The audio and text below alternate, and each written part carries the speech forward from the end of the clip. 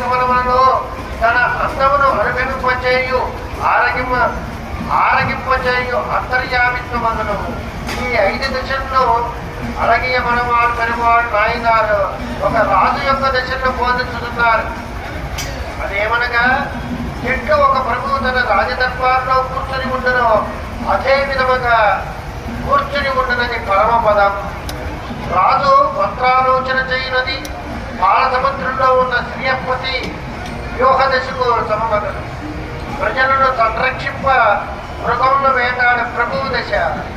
ప్రజలను హింసించు అసురులను హింసించడానికి శ్రీయపతి ధరించు విభవావతారములో పోల్చుతున్నారు.